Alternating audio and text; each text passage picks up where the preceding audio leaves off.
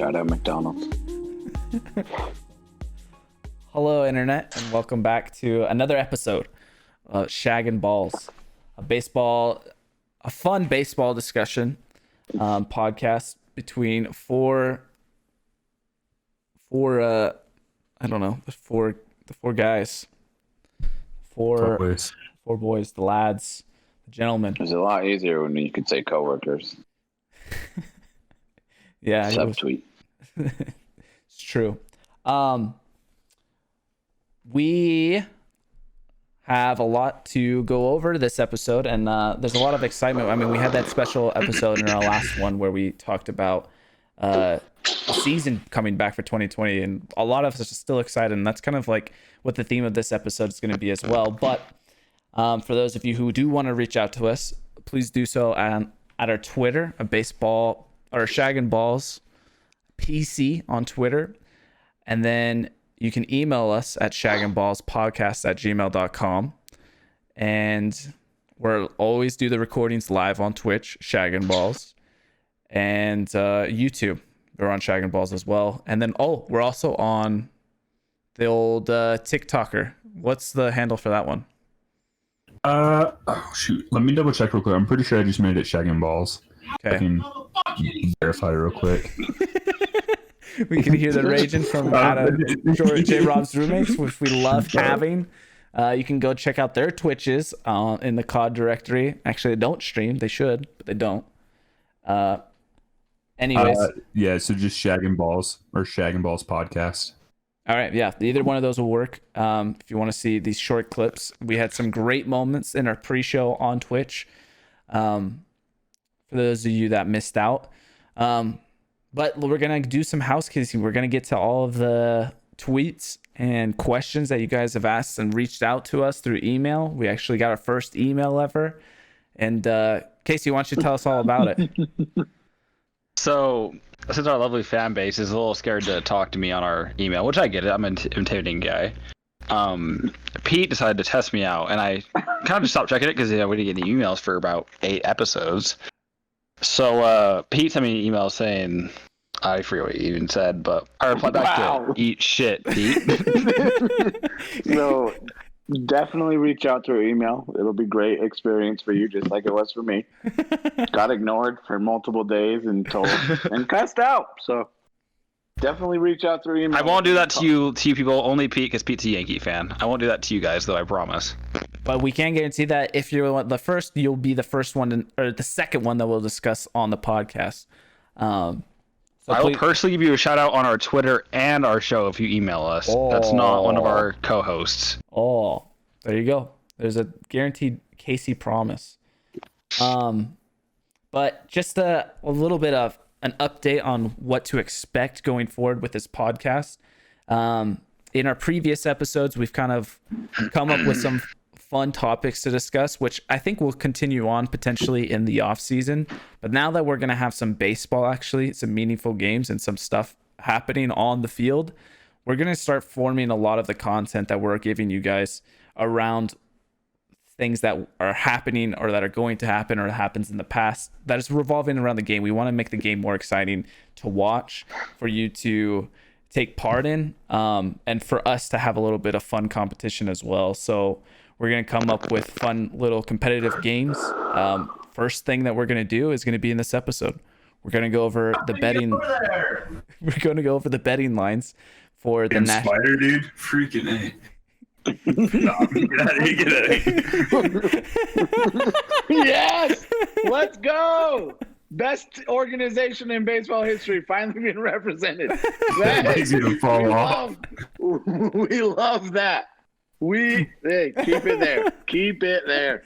For those audio listeners, J. Rob's roommate Braden came in with his Yankee swag to shout out Braden for the shout out to Braden. We love it. And congrats on that 756 mile pace, Braden. That's a big deal. But yeah, so we're gonna have some fun. We want to make this game more engaging for us and for you guys as well. We've talked about having like some watch parties for games in the future, and like we know that fans aren't going to be able to go out and socialize and have that ballpark experience anymore. So we kind of want to try to maybe bring that to you guys as well, and just take in part of a game. Oh yeah, you gotta get going on that Rubik's Cube, J-Rob. You gotta restart that thing. myself so it doesn't go crazy, but Oh, by the way, if anyone watching our stream, I did shave, so I look a little different today. So that's why it looks like we have an 11-year-old joining us tonight. It is not a guest host. It's just Casey. Yeah, for sure. I look young. What can I say? I get ladies. Something you should try, Pete. I don't know if you can say that, brother. I can confirm, brother. More than you. Good job. But I still love you, Pete. Thanks, man. Too bad. and back to baseball. Back to baseball, indeed. So yeah, we're gonna try to offer something to any kind of level of fan, whether you already know the game super well and just want to have a different fun outlook on the game that we hopefully will bring to you guys, or if you're just new to the game itself, like this is a game that we all love and enjoy. We want you to take part in why we like to enjoy it so much. So we're not going to be like deep analytical or try to become something that we're not, because we're fans who enjoy baseball a ton. So I mentioned it earlier, but we're going to go over the National League, and this is going to be based off of FanDuel's, not sponsored by the way, FanDuel's lines for the over under for their predictions for how many games they'll win this year. So for those of you who don't know over under terminology and whatnot, it's just what they use for betting. And so what FanDuel's done is they've come up with their projections of how many games, for instance, the Washington Nationals will win. And they put them at 33 and a half games. And the reason they put them at half is because that person who's betting, or us who is guessing, has to guess over 33 and a half or under 33 and a half. So you have if you say 33, then you're under. If you say 34, then you're over for how many wins you think the Nationals will have. So that's kind of the concept and the point of it. I think it's fun because it just gives a good talking point for us. And we have a Google sheet right now for it, and everyone's putting in their over under. So we're going to have a good record of this, and we'll see who the winner is for the inaugural season, the 2020 Shaggin' Balls, the short season, the hopefully only short season that we have to experience in our lifetimes. Fingers crossed. But it should be a fun one. And that's exactly what we're going to do. So we're going to hit the NL East first. And I just realized in the Google Sheets I had it as West. Sorry. I am an NL West fan. So we're going to go over the NL East first. And that's the first team is going to be the Washington Nationals. I should say the co-host. I'm Jake. You guys you might know that. I have joined by 3 other guys. I'm joined by Casey. Hello. He shotgunned 2 beers before the podcast, like a champ, because he thought the first one froze on us, but it didn't. We got it. J-Rob, who went through McDonald's drive-thru and got 3 drinks, chugged one of those in the drive-thru against Casey to see who would win first. If you want to find out who did win, you can probably go onto the TikTok, because that's probably where that's going to go. And then we have Pete, always rocking the Yankees. Big LeBron fan. That's our guy over there. I just like the greatest. You know, what can I say? So, now, I was rushing into the topic. I was a little bit rushed there. If you have more questions or you have ideas and suggestions of stuff that we can do, I know there might be a lot of you guys who probably find us early on, or people who are interested in maybe new content, different thing that isn't offered on the baseball world. It's not just typical news and stuff. Or you're looking to maybe start your own, or looking for something fresh.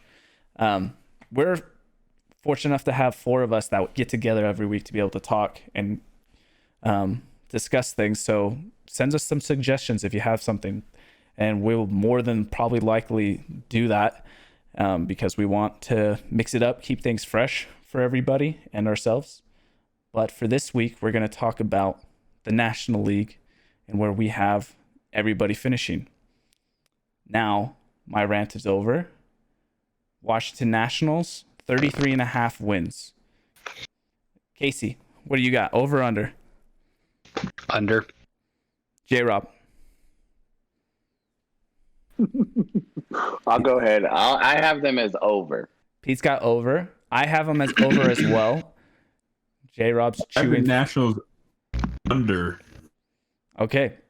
So, and then we're going to keep going through the teams as well here. So we're just going to give our over-unders right up top, and then we're going to go through and discuss everything. Atlanta Braves, 33.5 also. Casey. Or have them over. J-Rob. I have over. Pete. Over. I have them over as well. So that's a sweep. The first sweep goes to the Atlanta Braves for over-unders. Philadelphia Phillies, 31.5 games. Casey. I have them under. J-Rob? Or who? Phillies? Yes. Under. Go ahead, Pete. I have them over. And I have the under. So it's 3-1 on that one. All right. Casey's teams for the debate last week is the New York Mets. The line is at 32.5, so one game higher than the Phillies and one game It below. is interesting that J-Rob has the Phillies as under when they're the team he picked last week. Just a side note. A little side note there. Casey. Knock it off. You know I have them over. Yeah. You know I have them over. J-Rob? Or the Mets? Yes. Over. Pete? I have them under. I also have the under on that line as well. And the last team for the National League East is the Miami Marlins at 24.5. We already know the rotation. I'm not going to say your name. Under. Under. Under. Over. Interesting. So there's all of our predictions just right up front. I think one of the interesting things from that is that J-Rob did have the under on the Phillies. I think the people who lost the debate last week in the NL East decided to vote the Nationals under. I think they're still a little salty. I definitely think you saw some bias coming out in those ones. No, but let's quickly go over the Nationals. I mean, we talked extensively with them last week. If you guys want to hear, this is the National League East is the one division that we did touch on a lot. So a lot of discussions over there if that interests you guys. But Casey, J-Rob, do you see the Nats being close to this 33.5, or is it like more of a 30 and lower? They're more 30 for me. I don't know, like, because the issue is you have to play 20 games against AL East opponents, and I don't know if I see them beating the Yankees or Rays. I don't know. I think Rendon was a big loss. I do think they could hang around like around that 30 wins, but Rendon puts them over on top a little bit by like 4 or 5 wins for me, and I just think you can't replace him that much. So I'd say they're like around 30. Okay. J-Rob? I think you could go, like, I mean, to Casey's point, like playing the Yankees and the Rays. I think their biggest strength, obviously, for the Nationals is their pitching. And so I feel like depending on what 3 pitchers they're going to get or what 4, I mean, you're pretty much going to get all of them but one, but like, are they going to miss out on one of their best pitches when they go up against the Yankees or best pitchers? Like, I mean, so I think that will for sure play a factor because, I mean, that's what they're going to be relying on the most. Obviously, the Yankees have better power, like better offense. And I mean, even for the Rays or for like different teams as well, like, and that goes for everyone, matchups and everything. But I put the Nationals under. I think they're going to be a good team. I wouldn't be surprised if they hit 33 wins, or if they do go over. I just feel like they're going to be under. So anywhere from like 31 to 33 is where I'd put them. I think that's more than fair. I think I agree with that. I think the starting pitching, I mean, I talked about the front 3. I think is probably one of the most impressive across the league. Let's say one of those things don't get hit, or one of them gets an injury, or worst case, one of them gets coronavirus and just can't play or be on the field and misses a start. There's only going to be 12 starts. If a player misses like 3 or 4 starts, they're missing a third of their season. So yeah. I think that could really hurt for sure. But I think that front three, it's more often than well over for like their chances of winning, and I think they'll come out and win most of their series. But that's my feeling. Pete, anything you got on the Nats that you want to? So I would just say, because like Casey pointed out, you're playing the Yankees and the Rays, but you're also going to play the Marlins 10 times, and you're going to play the Orioles 4 times. So that's 14 games. You're probably picking up at least 10 wins versus those 2 teams. That's a As third. the Nationals. That's a lot. Yeah, you're already a third of the way there. I'll give you though. I don't think you're going to sweep them, but you're like those are 2 really bad teams. The Blue Jays have a lot of young talent, but I think them facing Scherzer, Strasburg, all those guys for the first time, you're going to at least split those games. You're already at 12 wins. So, you're more than a third of the way to the total you need without even you're not getting swept by the Braves. The Mets, I don't think they have the offense to compete versus anyone. Obviously they have some great pitching, but so do the Nationals, but the Nationals also have offense to back that up.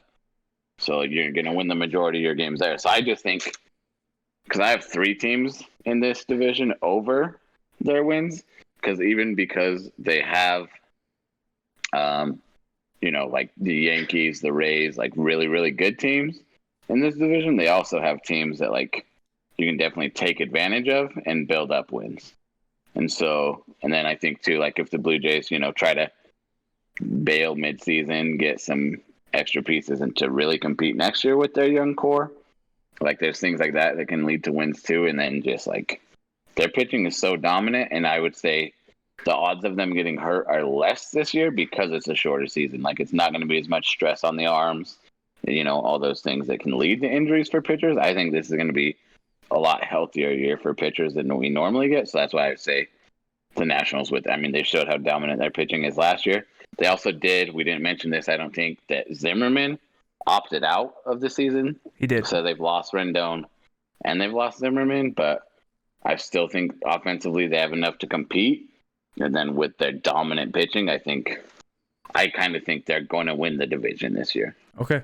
That's they would be my pick.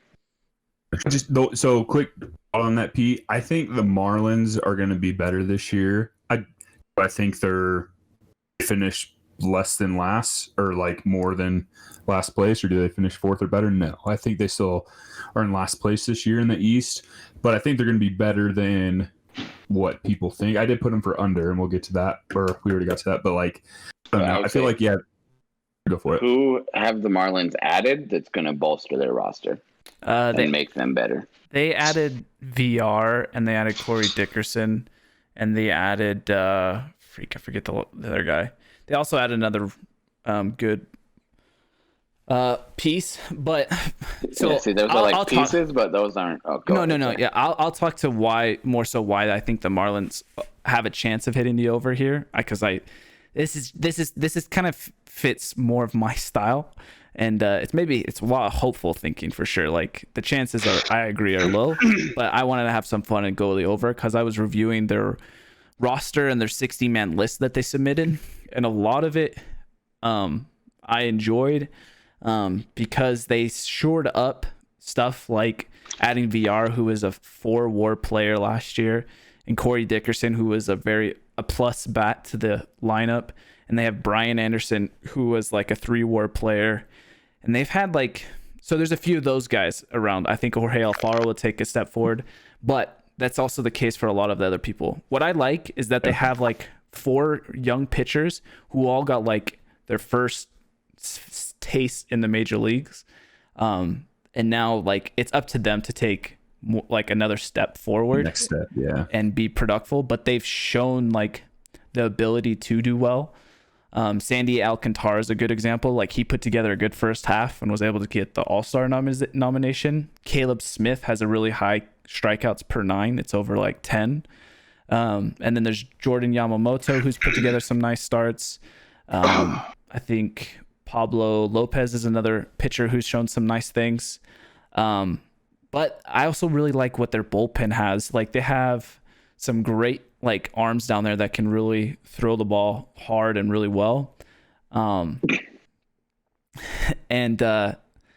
their prospects are like right there. They're going to be impact player. They could be impact players this year. Like their top prospect, Sixto Sanchez. He is supposed to be a good starter, at the very least, a really impactful reliever. So he could come up as a reliever and get his first touch of the major leagues and throws like 100 plus and has that nasty fastball element, and that he was a part of the JT Real Muto. And then there's some other outfield bats that are close to being ready as well. That can be a plus for this Marlins team. So that's what has to go right. And I would say, I don't think an organization like the Marlins, it's like always cheap, trying to keep cost control over their players. I don't think they're going to burn a year of service time this year on pretty much any of their guys. Like I don't see, unless they're like contending late in the season and like want to just go for it this year, then I could see it. But I don't think they're going to start off with the intention of like using their higher end prospects, because they're going to want more team control of those guys. No, and I think what you just said is also another point, is that they'll be the team that sells like Corey Dickerson and Jonathan Villar potentially to another team. Yeah, that could be a big I think that's a serious concern as well for them to hit the over. I just like a lot more of their players than I think. Yeah, there's things that I like from them, and I hope to see, because I would love to see it, and that's the type of stuff I love to see in baseball, is people starting to take steps forward in their game. Is there, so like the Phillies, what was the overwhelming? We had 3-1 under on the Phillies. We were split on the Mets, and then we were all in agreement for the Braves. So the Phillies, for me, all right, Casey, why did you take the under for the Phillies at 31.5? Kind of just like my debates like last week, really. I'm not sold on them. I don't think Harper is this godlike figure. So Harper's is, regardless, I think Harper's a great player. What's the weakness for this team? The weakness is, I definitely think it's their pitching. Okay. I think outside of Nola, I don't believe in Arrieta. He's kind of aging, kind of like John Lester. I mean, outside of Nola, there's not anyone that really like wows me. Maybe Zach Wheeler, but they paid him to be. It just, their starting pitching is just kind of like, in my opinion, a little shaky. I don't know, and their offense to me is average. I think Harper's a bright spot. Real Muto's a bright spot. Rhys Hoskins, when he wants to be a bright spot, he can be. I mean, Gene Segura, he can hit well, just not a lot of power. There's just not a lot there that wows me about the Phillies that makes me think they're going to contend. I agree with that. Is there anything you want to say to that point, J-Rob? Do you see an overwhelmingly strength, or them overcoming the pitching weakness or depth to be able to get over 31.5 in this division? I think we agree this division is pretty strong, though. Yes, the Phillies. Yeah, I mean, with the Phillies, I feel like they have to have a strong year. Like, I mean, from a lot of people, and I think Harper had a good year last year. Like, and I talked about this last week when I was talking about the Phillies. He did have a strong year. If you looked at his stats and then like, hey, what do you think the Phillies went? Like, if you had to guess what their record was, I think almost anyone would put them better than 81 and 81. Like, not that he had an amazing year. I think he had a better year than to do 500, but that just goes to speak that one player can't carry a team like that much. So I don't know. I think I put him over, didn't I? Or no, I put him under. You put him under. I put him under. That one was another tough one for me, just because I feel like they can do good, but just with like pitching, I feel like isn't going to be the best. I think that's what I'm most worried about. I feel like their offense can come together, especially with like the young talent that they have and just all the other factors I talked about last week. But it just, I don't know. I put them under, so they're another team that was right there, but I wouldn't be surprised if they go over. It's just a tough East division on both sides, NL, AL. So when they play those 20 games outside, it's still going to be tough, I feel like. So the last closing thoughts on the NL East. Pete and I had 3 overs and 2 unders, and then J-Rob and Casey had 2 overs and 3 unders. Do you guys, you just mentioned this, J-Rob, you said that you think the NL East is pretty strong. Casey, do you think the NL East is pretty strong, or do you think it is maybe a slight, could potentially be more top heavy towards like the Braves, the Mets, or like the Nationals and Phillies, who are teams who are like thinking that their window is close, and so they push in and maybe potentially make it more top heavy? I think the Braves. I don't know what to say. The NL East definitely. I think it's a good division. I mean, outside the Marlins, I think everyone could contend. I wouldn't be surprised if anyone in that division came out in a playoff spot. I wouldn't be shocked by any means.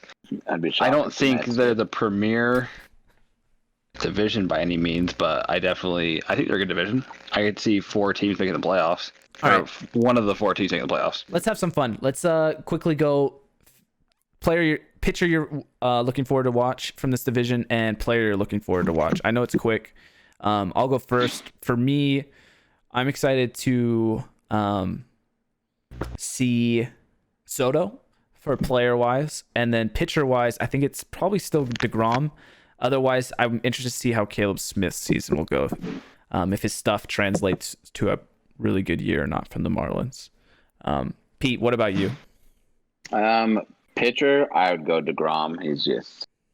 He's a back-to-back NL Cy Young winner. Yeah, that kind of dominance is just fun to see, and I'm pretty sure every sports fan just, would agree with that. And then I would say Harper. I think he's going to have a big bounce back year. Great. So I'm excited to watch him.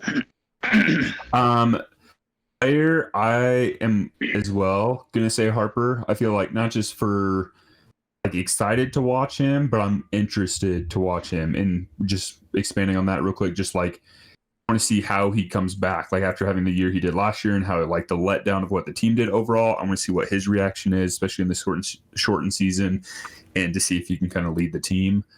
So I'm interested to see that. Pitcher, I'm going to go with a collective group, and I want to see just the Nationals pitching, like starting pitching, their rotation. I'm excited to see how that does, to see if they can hold up and like put something together like they did in the playoffs last year, and just kind of see how that goes. Awesome. Casey? Pitcher, I'm excited to see Syndergaard pitch. And then player. Hey, he's Not out. Stroman. No, he's out? Syndergaard's out for the year. What? Well, Yeah. let's go with I'll put a damper. Let's go with Stroman then. That's why you didn't argue Thor last week, because he was out. You knew that. Stroman, cool. Yeah. What about And player? then player, Robbie? dude, I'm gonna say it. Yeah, and I have to say it. Robbie Cano. Nice. All right. Awesome. Now, let's go on to the National League. We'll go through the same order, so I won't say each of your names here. But we're going to start with the St. Louis Cardinals. We have our hometown boy, J-Rob, representing them. Damn right, boy. Go ahead and kick it off, Casey, J-Rob, and Pete, and then I'll go. Under. I put over. I put they suck ass. But It looks like you put best team in there. that's not factually accurate. But I actually have them over. I have them over as well. So that's 3-1 for the Cardinals over.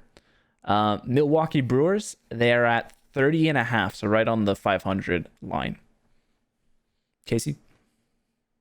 I have him over. I put over. I have over. I have the under. So a 3-1 over as well on that one for the Milwaukee Brewers. They're having some fun in the Google Sheets and changing stuff around. But I wish I could share what they were saying to each other. Next on the list is the Chicago Cubs at 31.5, the same as the Cardinals were, and one below or ahead of where the Brewers were. I have them over. Under. Over. I have them over also, though. Again, another 3-1 over for another NOS team, but we've had a different under for each person. The Cincinnati Reds made some acquisitions this year, and they fall in right with the Cardinals and Cubs at 31.5. I have them over. I have them over. Under. I have them over, so another 3-1. And the last one in the division, the Pittsburgh Pirates at 25.5 games. I have them under. Under. And we have our first under sweep. I have them under as well. All right. J-Rob, this is kind of your division. What do you want to, what kind of stuck out to you from that? I mean, it was pretty straightforward across each division. Like everyone just picked a different under. But yeah, go ahead and take it away. I think the biggest thing for me is, hold on, sorry. Biggest thing is him to change the name Should from fix something real horseshit to quick. St. Louis Cardinals on the Google sheet right now. St. Louis Cardinals. That's what I'm doing. Well, the first thing I noticed is how tight that is. You have 3 teams at 31.5 in that division. You have the 4th team at 30.5. Yeah. And then you have the Pirates, which obviously they're not a terrible team, but they're pretty terrible. So they're not even close to that, or they're 5 off the top. And obviously with the shortened season, that plays a big factor. But like, this is going to be a close division. I mean, even playing those NL or AL Central teams, I think that's going to be really tight. I feel like the divisions are matched pretty well. But the Brewers, I think, are right there. I think the Brewers are better than the Cubs. I think the Cubs don't do nearly as good this year. Not that they're going to be why is that? Pirates bad. I feel like there's a lot there. They have a new manager. They've been trying to get rid of Chris Bryant. Like, he was on the trading block a lot last year or towards the end of the year. Towards the end of the year, they slipped a lot. Like, they were in the run. So what is Chris Bryant being on the block? How's that impact the team? I mean, he's still on the Cubs and a productive hitter. What is the rumors of him being on the block? How's that affect their performance? I feel like what is the word I'm looking for? Not the atmosphere, but just kind of like where the Cubs are and disconnected from the team and like ready to move on, and they've kind of just forgotten about them. Kind of that. Not so much just with him though. I just almost feel like the club in general, I feel like they've fallen off a lot since 2016. Like, Chris Bryant has not produced at the same level. Not that he's bad, but has not produced at the same level as he did like that year, just his first couple years in the league. Anthony Rizzo hasn't produced as well. Again, both really good players and are still going to put up really good numbers. Just they're not, I feel like, at their peak. I mean, they're in their peak years, but like not doing those numbers that they did a few years ago. Obviously with a shortened season, it's already weird, but then throwing in like with the new manager and everything, I think it's just a lot going on there. See, so that's why I go. have the Reds under, because we all like just switched the team basically, and the Reds are the ones that I have under, and I think it's just because I don't think the Reds can compete offensively with the 3 other teams that I have over.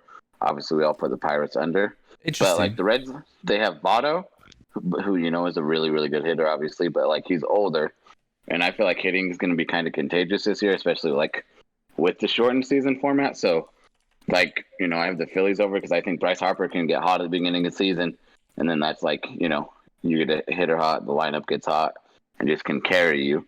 And so I would say, the Cardinals are just obviously a solid all-around team, just have shitty fans. The Brewers, they have Yelich, who can start off the season really hot. And then the Cubs have Bryant, who's a really great hitter. They have I just forgot the first baseman's name. What the F say his name? Anthony Rizzo.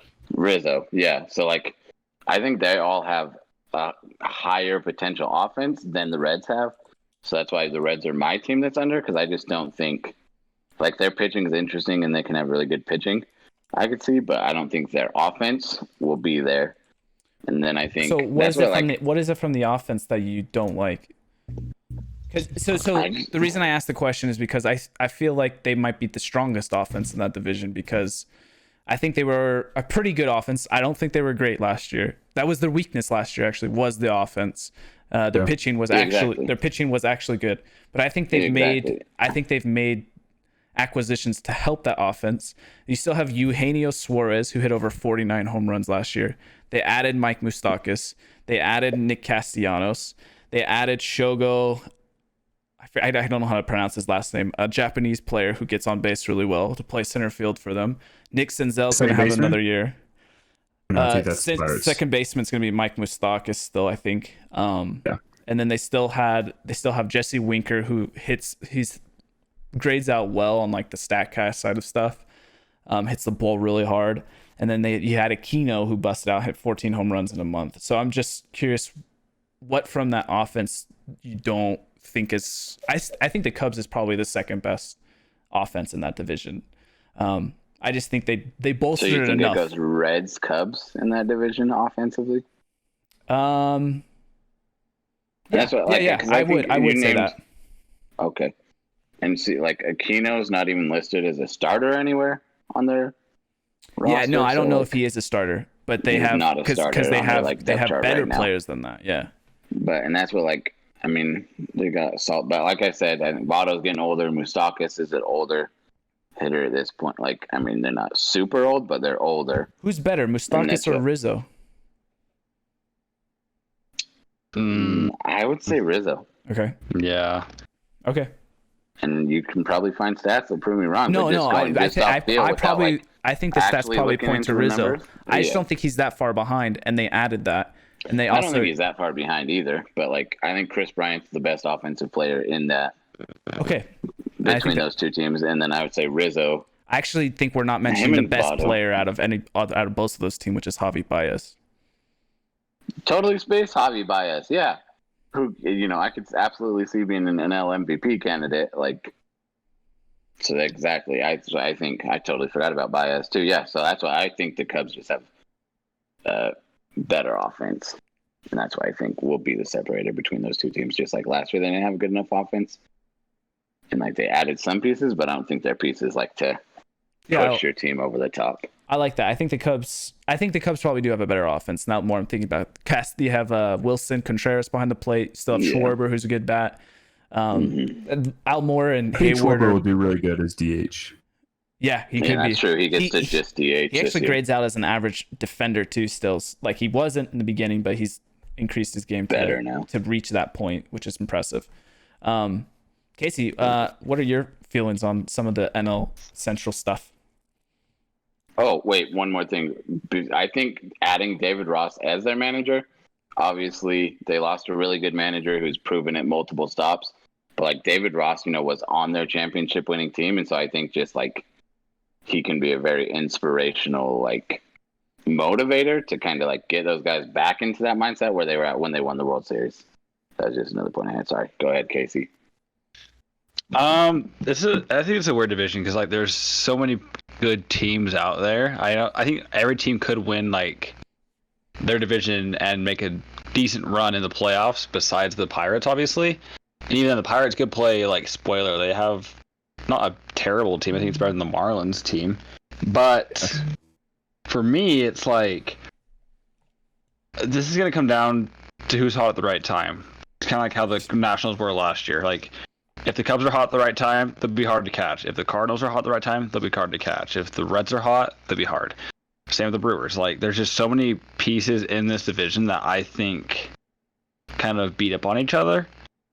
Yeah. So it's gonna come down to really just who's the streakiest in the division. Like, and it'll be fun to watch this division, especially because it's like already the season 60 games, and everyone's gonna be basically playing for playoff contention no matter what. Like, these 60 games matter. Like, it's not just like a late May, early June game where it's a summer day game and you're just kind of like going through the motions. Like, no, like, every one of these games like matters, and I feel like this division will be fun to watch just because of the bloodbath. And on top of that, you have to mix in with, like, the Indians, you have to mix in with the White Sox, you have to mix in with the Tigers, the Twins. Like, you're still, like, forgetting, like, they have to play the AL Central too, which the Twins are a really good team.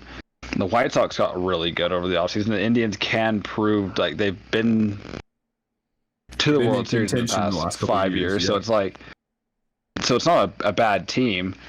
So you still I have to would factor say in all that too. AL Central is the weakest division in baseball, is what I would say. I mean, I agree with you on that one, So but like, I think you still have a NL team that Central could. wins.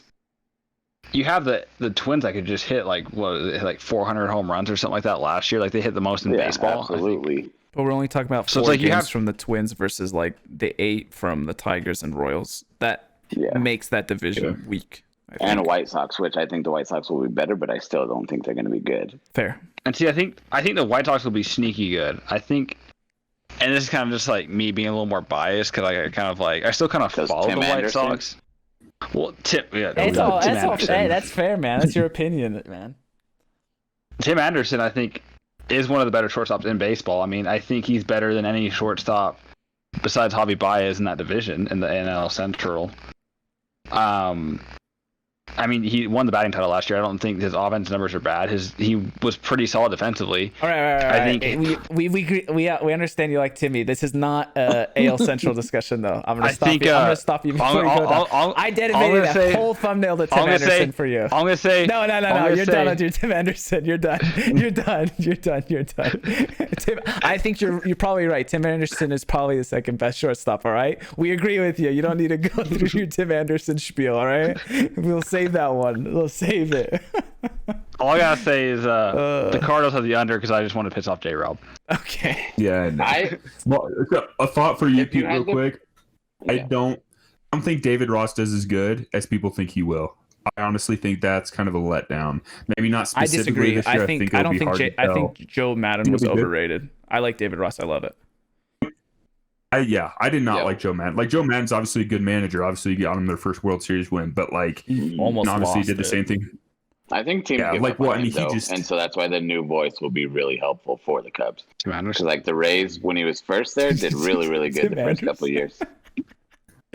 Well, that's what I mean. Like with him, he does good. Like, I don't know what it is about his coaching style, and we don't need to go on this because it doesn't really matter, not pertaining to what we're talking about. But like his style, I think, is different, and so that's why it changes or helps teams at first because it's just something new. Yeah. But then, like, and once it gets settled in, like that's no longer. Yeah, it's just like it falls because that's what happened with the Rays too. Yeah, it happened here, and so. Then why do you think David Ross won't be a benefit for them? I just feel like. I almost feel I do actually like him as a person. Like, I mean, I was listening to him a lot. I think he was on ESPN when he would join, like when they do like Sunday Night Baseball with like Alex Rodriguez or whatever, and who else was on there. But he would join a lot and he just announce games. Yeah, but he like, I don't know. I just feel like in baseball, and obviously the catcher's kind of the best pitcher or position or known for like managers. Players who are catchers a lot of times become managers. Yeah, just because they see the game from a different point of view and things like that. And he was a great catcher.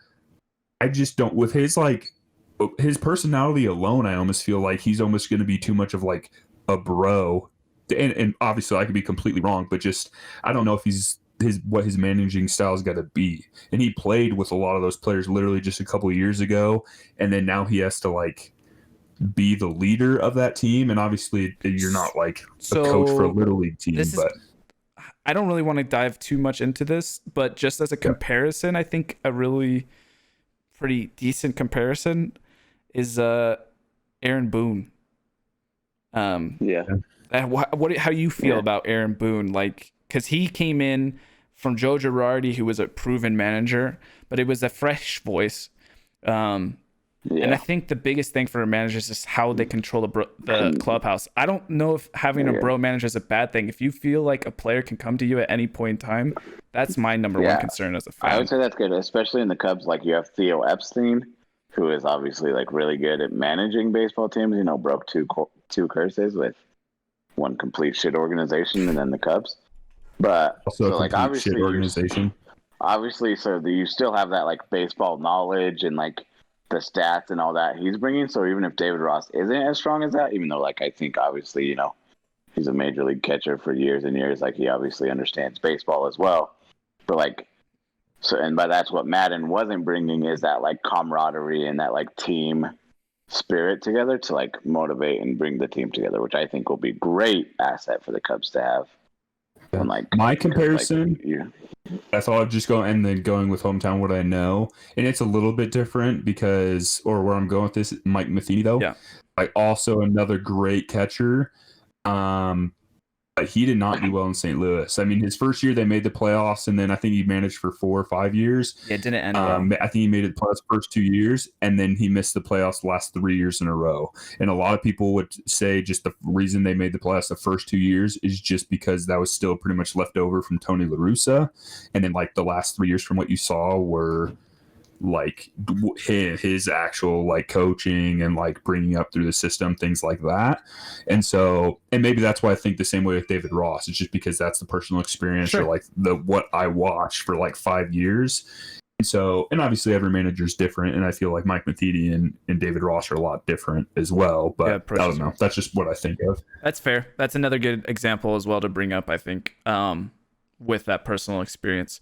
Overall, I mean, this is a discussion for maybe another day. I don't think managers have that big of an impact over the season outcome. I just think, can they keep the players happy? That's what really matters, and keep their mindset in the right. Exactly. And not take away. They can definitely be more harmful, I think, than like they actually are positive. Like, it's just like they can damage the team, I would say, more than they like actually like increase wins. I don't think managers necessarily increase wins. They just can like destroy teams more than. I agree with that 100%. All right, so quickly to wrap up the NL Central, we'll just go around real fast and do pitcher and player. Casey, who are your pitcher and player or thing you're interested in for the NL Central? NL Central, I'm interested in Jack Flaherty, player Christian Yelich. J-Rob? I could have sworn his name was Jake Flaherty. All right, shut your mouth. I was gonna pick him as well, but I'm gonna change it. I'm gonna go. I don't know. I'm gonna go interesting player to watch. I'm gonna go Chris Bryant because I think there's like I don't know. I just think he needs to prove himself. I'm more not like wanting to watch, but I feel like the players I'm picking, like same with Bryce Harper, like they have something to prove. So I'm interested in watching them just to see kind of how they perform or what happens there. Cool. So I'm gonna go Chris Bryant. Childhood friends as well. I like Bryant. Yep. And then I think pitcher, I'm gonna go with Alex Reyes. Okay, cool. Yeah, the top pitching prospect who's dealt with some injuries. He could be a big addition to the Cardinal team. Pete? Player, I would say Christian Yelich, just because, like, I mean, he's obviously exciting. Dominant. Yeah, he's in a great stretch of his career. Year. I think Chris Bryant, too, is also, like, a really good pick because it's like... he is a prick. He's a great guy, yeah. He's a good dude. He's a great prick. I'll be honest, I looked at J-Rob and prick just popped into my head. You know, that just happened. Oh my God. But, so St. Louis is boring. He is a prick. Well, he's not wrong on that one. But You've never been. Go. Keep going. I think that's really interesting, like, because, if he has a really big year, he could be traded somewhere else if the Cubs don't do so good. And, like, he's going to, he was a premier player and, like, could have been signing a Bryce Harper, Manny Machado type contract, but then, like, hasn't been as good the past, like, little bit. So it's interesting to see whether he, like, lives up to that potential. Chris Bryant, or he becomes, or becomes, like, a Jason Hayward type player where, like, started off really well and it's, like, a very solid player still, I would say, but not, like, doesn't reach his promise. Like he was going to be out of the box. Yeah, exactly. And then pitcher, I would say Trevor Bauer. Oh, yeah. He's just interesting all around. Yeah, 100%. Person, player, just his whole. Yeah. Everything about him is very interesting, and I feel like he's going to be even more outspoken than normal this year with just like. Yeah. That's just the type of guy he is. He's taking up a big voice for sure. Yeah, that's who I was going to go with as well. Like, I think this is his last year. And, like, he said that he's not going to sign anything more than a 1-year deal after this, too. Yeah. He's just going to have a really interesting career. So, to give another pitcher for you guys to watch or pay attention to, I think it's Sonny Gray. He had a great year coming from the Yankees. Fuck Sonny Gray. And I love the dude. Gray. He's a great guy. I'm happy to see him be able to bounce back for that Reds team. And just them having a good pitching staff is exciting. Sonny Gray is a guy I like to watch. So that's the pitcher to watch for, and the player. Can't count on him when you. I'm actually going to go with another red. It's going to be the center fielder Shogo, the guy from Japan that they brought over. If he's able to get on base at a good clip, they're going to make that offense go. So look for the Reds and their success to maybe him being the linchpin or just scoring a bevy of runs for them, as along with Votto. If both of those two can get on before Suarez, Castellanos, Moustakas, just that murderer's row of power, that'll be really interesting to see. So That's NL Central. We obviously didn't touch everything, but we're going to go ahead and move on to the NL West. First off, we're going to start with the San Diego Padres. And they are exactly at the same spot the Milwaukee Brewers were at 30.5, right at the 500 line. And we'll go in the same order, rotation again. So go for it, Casey. I have them over. Thank you. Got him over. Thank you. I'm not a kiss ass. I have them under. You. And then I have them over. I have to take. I'm a bias. I will always dream. That's 3-1 over. And then next we have the Colorado Rockies, who made the playoffs 2 years ago, but then drastically fell off last year. And their line is at 27.5 wins. Sorry, Brooks. I have them under. Had him under as well. I also have them under. And it's going to be an under sweep from us. I have them as an under also. Moving on, the Sorry, Brooks. Arizona Diamondbacks at 31.5. I have them over. Diamondbacks, I have them over as well. Also have them over. And so do I. That actually makes our second over sweep. The other one being the Atlanta Braves. Well, I think that's a bit of an interesting one to see. Going on to the next team, the San Francisco Giants at 25.5 wins. Under. Under. Under. The second under sweep for the division. I have them under as also. And then we have the FTD next. For all those who know that, the Dodgers. I have them over. Oh, sorry, I didn't say the line. 37.5. Casey's over. I have them under. I have them over. And again, it's a biased opinion for me, but I have them on under. This is an interesting division. It was a lot different from the other two, where like there was 3-1s. There was some split in the NL East, but this one We like seem to have a lot more consensus. yeah, there's definitely seems to be like we feel like we know who is going to do kind of well in this division. That's what I took away from our over unders. I feel like I've been talking a lot, so I want to hear what Casey thinks about the NL West.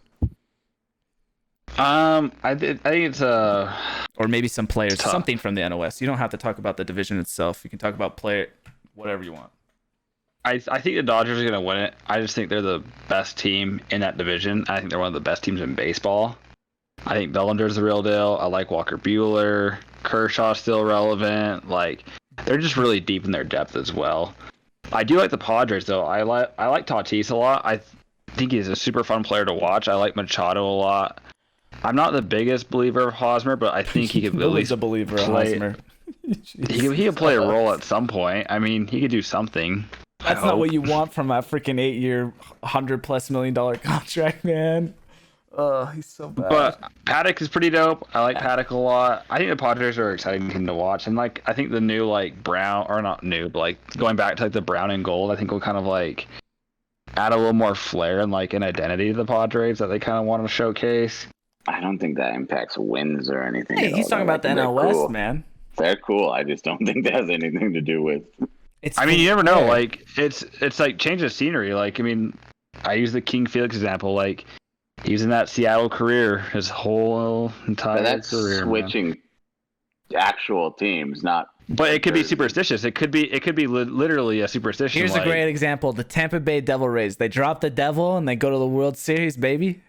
The I don't Tampa think Bay that Rays. has- Yeah. That That happened. has never a lot know. more to do with their roster than the drop. Than That the roster thing. was They trash. They changed had their the- best That- player was that roster. rookie Evan Longoria. He was a beast.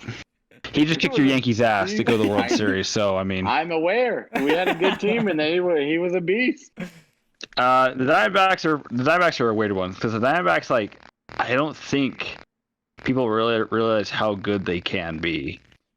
Like, they're kind of like sneaky under the radar good, if that makes sense. Yeah. So J Rob, the interesting. I'm looking at the lines from like comparing to the other two. The NL East put like the majority of the teams over 500, and same with the NL Central, like at 500 essentially. But this is the first division where we have like two clear teams that they put as losing seasons, and then they had obviously the heavier end. They think the Dodgers are going to beat up on a lot, but then there's the two middle ones. How do you feel about like where this line was in comparison to the last two divisions? I feel like the other two divisions, they only had one team that was clear to the under, and the other ones were kind of like around 500 or a little bit above. And then with the Dodgers, they're clearly above. You have two that are clearly down, and then two that are right about 500. I mean, I agree with what Casey was saying and everyone else. Is that the Dodgers are good. I put the Dodgers under, and I think that's that completely bias free. No, I don't think it can be, because literally, if they win 40 games, if you put that towards a full season, that's only 106 wins. You don't think the Dodgers can win 106 games? With it, you guys realize they added Mookie Betts, right? An absolute monster player. You know what you added to every other team, though? Stacked lineup, what? Not Mookie Betts. Right. And it's not a player. It's not even anything that's obtainable or like anything that's like hard fact or anything. But what you added to every single team, not just in the NL West, shortened season where anything is possible. I feel like the Padres, especially now, they're going to make a push. The Rockies, maybe not. They will. They'll try, but I don't know if they have enough. The Diamondbacks, I think, are going to make a heavy push. Like, everyone's just going to go all out because they have like the best chances for some of these teams in years to potentially make the playoffs. Maybe not even the World Series. Maybe they know they're too far for that. But to make the playoffs, and because every game matters more, I think like players as well, because they just want to play everything. I just think everything's going to be so close. I think the Dodgers still come out on top, but I don't think, do they finish with 35, 36, 37 wins? Yeah. And if they go over, I'm not going to be surprised either. I feel like the competition is just going to be so much more. I feel like it's going to be playing baseball in August and September, the end of the season, but everyone feels like they're in contention, and it's going to be for practically the whole season. See, and I feel like, because I talked about this earlier too with the Marlins, where I don't think teams, like, they're not going to try to go all in right away. Like, I think I agree with you where you said, like, if they're still in contention with what their regular roster is in, like, August, September, then I can see them trying to push and go all in. But I see that now that I've been thinking about it more, I think I can see a lot of teams that aren't going to waste their upcoming players. Like, you're not going to use, when you are going to lose this player, you think eventually to like the bigger teams like the Dodgers, the Yankees, that just buy your players, after their service time is up for you. I don't think most teams are going to waste a year on 60 games instead of the full 162. So I don't think teams like that are going to go all in unless they're in contention at the end. And the Dodgers, I don't think the Padres are going to have that many wins. The Rockies and Giants, I don't think are going to have that many wins. And then you have the Mariners, who are trash in the other division. You're welcome, Casey. And you also have in the other division, you have the Angels, who are predicted really good this year. But you also have the Rangers, so I don't think they're going to be good. So that's like 4 teams that you're going to pick up a lot of wins versus. I feel like you have 4 teams in the AL West that are going to be super hard to come by, which at the same time you're only playing them 4 apiece.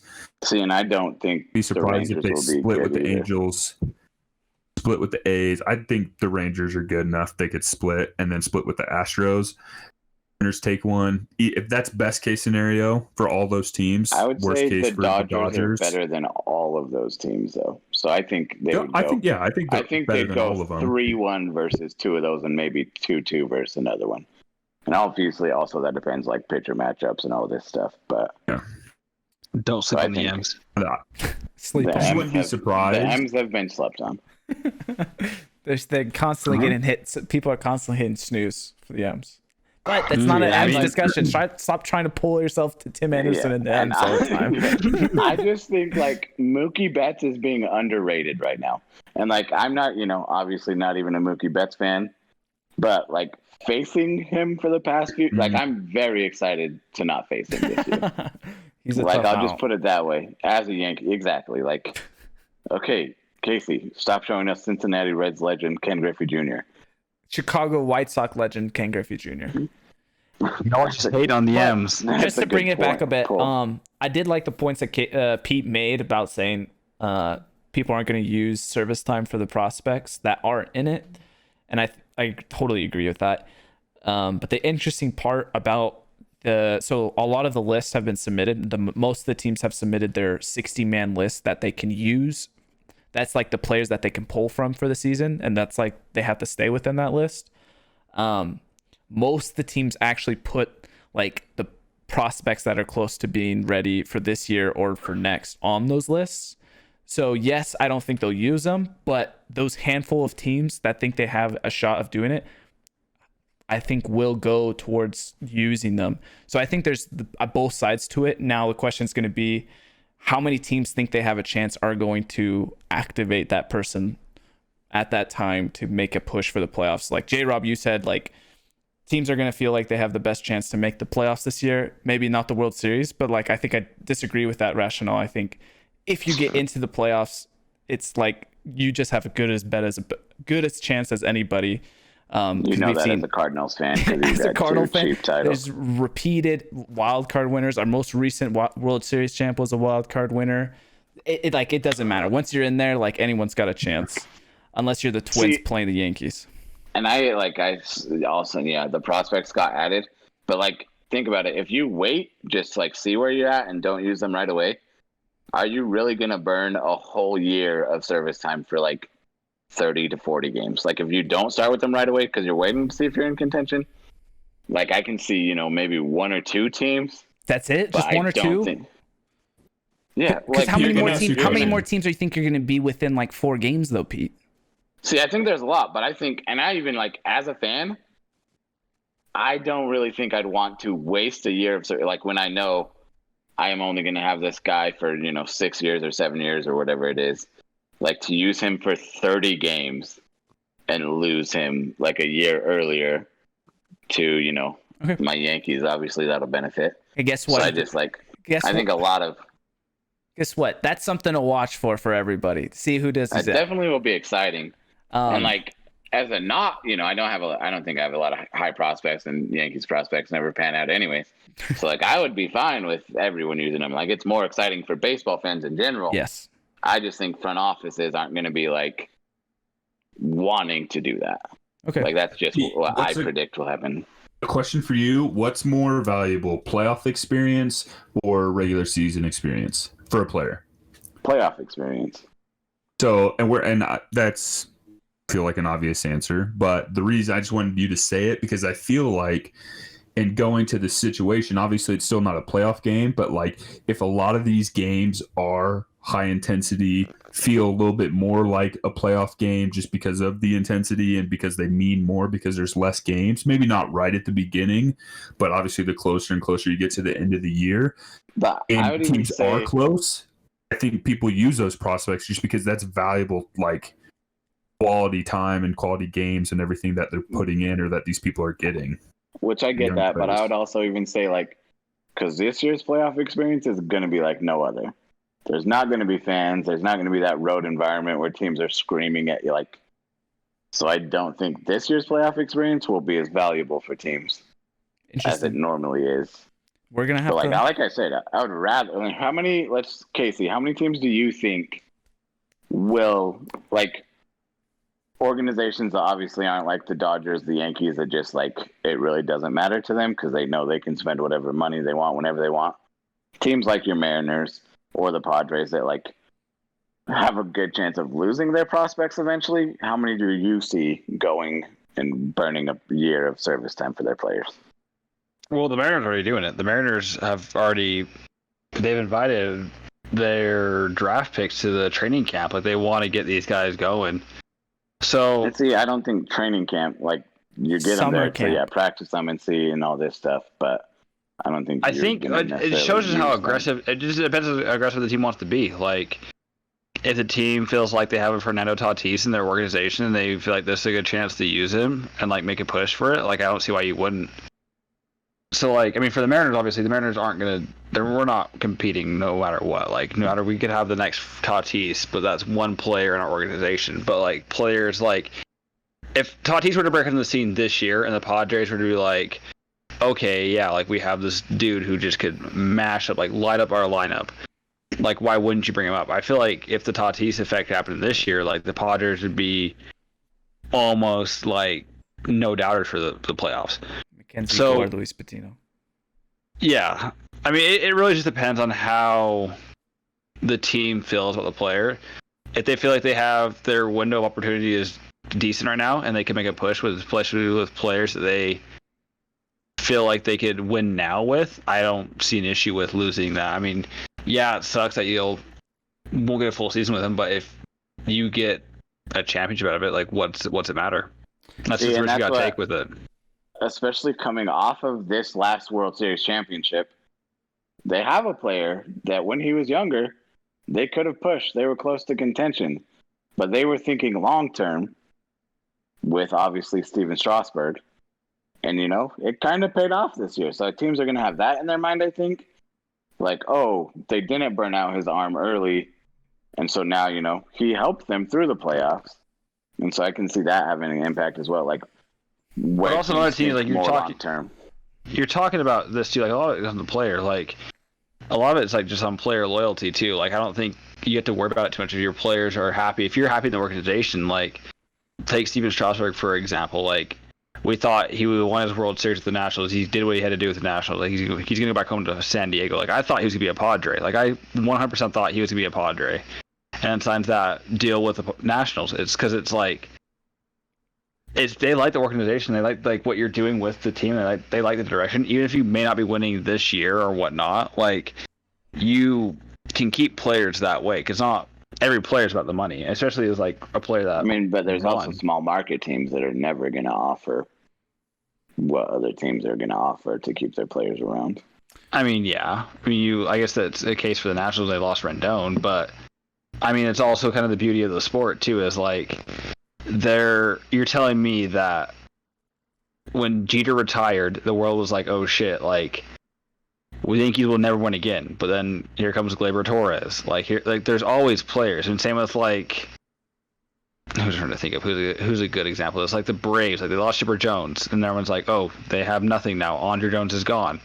Well, now you have Freddie Freeman, Ronald Acuna, Dansby Swanson. You had Donaldson for a minute, so it's like. You can develop players and like you have to kind of trust your front office like they know what they're doing. So I don't really worry too much about like losing like a year of service out of players. If anything, teams do that all the time though, even in normal seasons where they don't. Yeah, so I don't see how like why it'd be an issue with this year. It's just treat it like a contract year. So overall, we've kind of gone a lot into this. Just to kind of wrap up this talk, I think overall, to Pete's point, nobody's going to be rushed. There's not 100 prospect players who are ready to come up and just offer a plus asset to the team.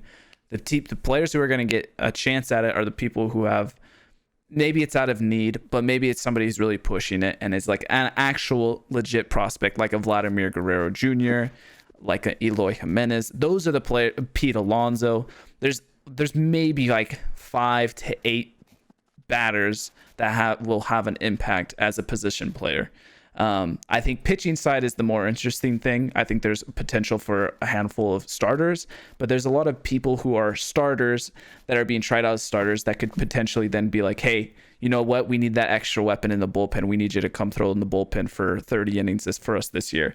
And then like things come lethal from there. I mean, from experiences of like the St. Louis Cardinals, and they went with Wainwright as a closer. It's like, so there, I could see that when it's like, but that goes to more of Pete's point. It's like they were for sure in the playoffs, and they're like, hey, we're gonna play with the best team that we've got. And if that includes a prospect, I think the team will still do it. I don't think we're gonna see a mad rush of players getting their service time triggered. To Pete's point, I don't think anything's going to be out of the norm. It'll be more fun because, to J-Rob's point, every game matters so much more. A team that goes on a 6-game loss streak might be then out of the season. A team that goes on the first 10-game win streak might be just far ahead of everybody else. But it's going to be interesting. Those are things to watch to see which rookie is hot first. Because sometimes if a rookie comes out cold, then has a good second half, like Jack Flaherty, if he has that cold first half, he's not as impactful. but that can go for a lot of veterans, a lot of stuff like that. But just to bring it back to the NL West, the Dodgers, I mean, this shows that like they're obviously the clear favorites. They've got the target on their back from the National League. How much does that impact a baseball game where it's like you guys are suiting up against the Dodgers? I mean, how much did that matter when teams went up against LeBron and the Heat? It's like, you're the best team. We're gonna give you guys our best effort. How does that translate to like baseball when you fight the best team in the league? It's like, who knows? Maybe they have that random series where the Mariners beat them 3 out of 4 or whatever, and it's just like, well, that wasn't anticipated, but the Mariners showed up for that series or something, but they were trashed like the rest of the year. Like the series that were like assumed to be like wins that go the other way might be the deciding factor for a lot of these divisions, because overall, when we review the National League, it's very tight. With the exception of the West that they think is going to be more decisive, that Central, it's a coin flip, man. It could be a coin flip. The NL East could be a coin flip. But without a doubt, the National League will be a very, very interesting to watch, seeing which teams stay in it and keep competing, or which teams were supposed to compete and then we're out and then now are selling Chris Bryant, Anthony Rizzo, or somebody just to shed some contracts. I was going to do conclusion, but I really want to hear who you guys are excited to watch again, since we did that for the other two divisions. So I want to go to Pete and see who he's excited to watch. Maybe he's excited to see Mookie Betts in a non-Red Sox uniform. Who knows? But Mookie Betts is my second pick, and I was saving him because I thought you would let yourself go first so you could cheat and take Tatis. But I'll go ahead and screw you over. I don't care. Tatis, these young, exciting players, like he's, I think, going to be an absolute beast. Hopefully, eventually end up on an actual good team where he can do some winning. But he's there. So I'm position player. I'd say Tatis. Like, I think he's going to have an absolute beast of a year. And then pitcher, I am actually going to pick. Holy crap! I just forgot his name. No, Clayton Kershaw. Because like I love as pitchers get older and they don't have their like dominant stuff that they just could come out and rely. Like the last few years of CC Sabathia, like I loved and appreciated him more than when he came in 2009 and was just throwing absolute gas. Like I just love watching pitchers as they're older figure out they're like, okay, now how am I going to get this guy out that I can't just reach back and throw 99? And so that's like I love watching the older pitchers that were so dominant, like have to change and compete and just like stay on that. So Clayton Kershaw's my pick for that. Nice. I like that a lot. I think Greinke's a great example of like, it's cool to see that because you see the pitcher continuing to develop his craft, and it's like that's not what got him to the majors, but he developed something that kept him in the majors. Yeah, that's a good one. J-Rob. I think I'm gonna go with player. I want to see, and I'm sticking with my thing. Not necessarily like the most exciting, but still an exciting player, but a player that has something to prove. And that's going to be third baseman, Colorado Rockies. Wow. What's his name? No, dude, you love him. Nolan Arenado. I was blanking so much. You got to have one of those a week. But yeah, Nolan Arenado. I think also kind of more curious, kind of like the Chris Bryant. I just not necessarily so much to prove, but just see how he does in the situation he's in. Kind of like same thing with Chris Bryant, like because of the situation, because he's on the trading block, just like how is he going to react to that? Is he like, is that going to affect him negatively, or is he going to come out with like, I got to prove myself, show why I'm valuable, and then leave? Not that Chris Bryant or Nolan's, either of them are going to do that, but like, I don't know. That's why I'm just curious to see how the season affects them, or like how they take the season on. Cool. Who's pitcher? But pitcher, I'd say Wade Miley. Oh, I think you're gonna say Diamondback. That's a really interesting one.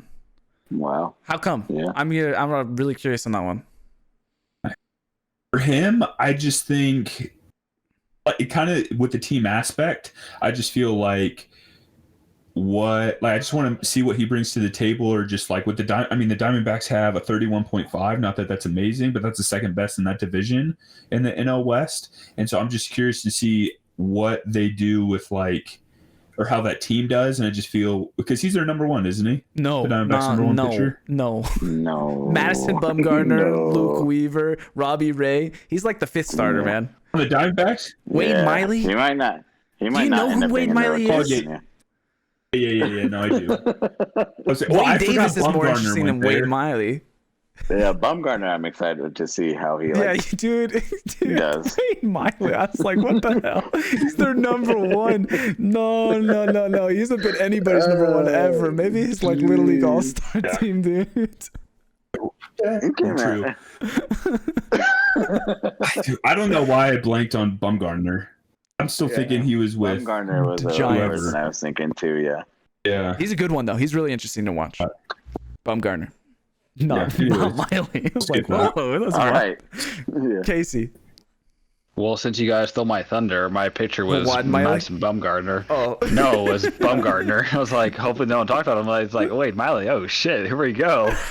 But no, Bumgarner's mine, and then my player is Cody Bellinger because I just like watching him play. He's a fun guy to watch. I wouldn't know what that's like. All right, cool. I can't go to Padres, so I'll go Ketel Marte for player to watch.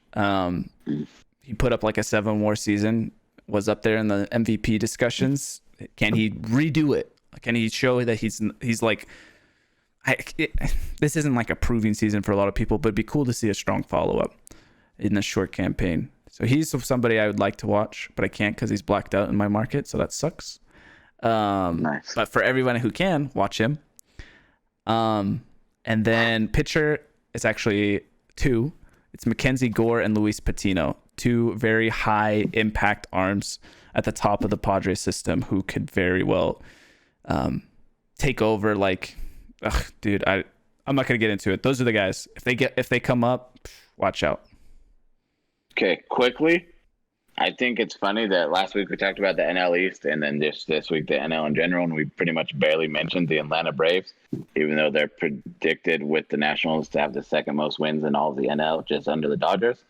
So I think that's funny that the Braves don't really interest any of us, even though they're clearly a good team with a lot of young talent. Yeah, but I think they're great. But then it's just Acuna's I'm just dope. gonna I like watching Acuna. Yeah, Acuna is a beast. But I'm just gonna run through real quick and let's just get Acuna's my player predictions to for watch. the division winner. So for the NL East, Jake, who you got? Braves. Casey. Mets. Wow. J-Rob. I'll go Braves. Okay, I have the Nationals. Nice. NL Central. Jake. I have the Reds. Screw it, go Reds. Okay. Casey. Cubs. J-Rob. Oh, you already know. Cardinals. Oh, I thought you were gonna say. I Unbiased. thought you were saying Brewers for sure. I got the Brewers. And the NL West. Jake. We all picked a different one. Yeah. Padres. Casey. Dodgers. J-Rob. Dodgers. I also have the Dodgers. My hope's the And then- Diamondbacks, but I have to say Padres. That would be insane. Who And then, are you guys' 2 wild cards? Freak. that was gonna be my next question. Would steal my thunder. Padres and Brewers for me. Who? Padres and Brewers. Dude, it's just like if these lines are like close, it's just hard for that Central team to get the wild card because they're gonna be beating up on each other so much and fighting over those wins. Because I like those teams. I think one That's comes all. from the NL East. I'd probably go with the Nationals. I go Braves, and I would say Cardinals. I'll go Padres for the other wild card. You already picked them to win the division. They're gonna get both. Okay, No, Diamondbacks for the other wild card. so you don't have the Dodgers making the playoffs. Hell no, I'm never gonna have the Dodgers. That's the disadvantage. That's the disadvantage I I just choose thought- to live with. Okay, I thought interesting. J-Rob, who you got? I think Nationals, and then I don't know. I feel like the second one's so close. I feel like it could come out of the NL West, but depending on how bad the Dodgers do go crazy and just whoop up on anybody, I think of all the other teams in the AL West have too many losses, especially with the AL West teams they have to go up against. But then at the same time, the NL Central is like so close. I feel like they're almost going to be neck and neck. I don't know. I'll go with the Brewers, but that's tough. You guys all think the Dodgers will have the best record as a whole in the NL? Yeah. Yeah. Yeah, I think by 2 or 3 games. Just so everyone knows where I stand, to be sure. I think we already had that clear, but Yeah, you guys are gonna learn that. Thank you for clarifying. But My baseball analysis stops with the Dodgers.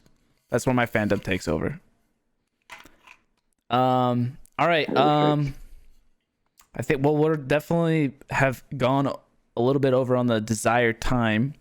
But is there any closing thoughts? Anything else that you guys found interesting from this exercise, but maybe you weren't expecting? We're not going to get a Goems or a Tim Anderson yet. You can give us to it in a second. I just want to know thoughts on the discussion quickly. Casey, I enjoyed it. Were you surprised by it at all, or anything? Is anything interesting that standed out? I like how we kind of like talked about players and teams. It's not focusing on one or the other. I like how we kind of incorporated both because it's two aspects of the game. Yeah, it's a pretty good season preview. J-Rob, what about you? Your thoughts? I liked it. I think it was good. I think, especially going through picking who he thinks like just this little end thing at the quick, like division winners, potential wild cards, but also like I really like talking about who we're excited to watch this year, pitcher and position player, and just kind of like to figure out. I don't know. I think it gives people like someone to look out or to think about as well who they want to watch this year. So I thought that was cool, and then even just to talk about over under like for all the teams and how the division is going to shake out and everything like that. I thought it was really good. I definitely liked it. I think it's a good back and forth for like good actually like discussion between all of us. Like I mentioned, I think it's interesting that none of us talked about the Braves, even though like they're clearly a very good team. Yeah, it's true. And like some exciting play. It's funny because like that just shows like the NL East has so much like going on to talk about that like twice we've skipped over the Braves. Like I think that's really interesting as well. Yeah, we don't hate you, Braves. We just think you guys are really good. Yeah, you're not as interested. You're like more just like, oh, they're good. For sure. Let's just leave them aside. We can't really argue about that. So I think that's really interesting. But I definitely enjoyed this setup that we had this time. Nice. Well, I think the biggest wild card was probably my over on the Miami Marlins. But if that happens, that gives me a great advantage. I think the biggest wild card is you're under on the Dodgers. That's it. What are you talking about? Why not just me? J-Rob did it too. So it's not a wild card. Yeah. So if I do get that, then it's not that big of an advantage because J-Rob also got. You guys both lost that one. Well, and we'll see into the season. Throw a win to me and Casey. Hey, if I get the Marlins and the Dodgers, I'm ever gonna let you guys live that down. But the Dodgers are always gonna be under. Okay, all right. Now it is time. You guys can always reach out to us at our email that Casey checks every single day, and it's a proven fact. You guys know that's true. You know that's not. Absolutely.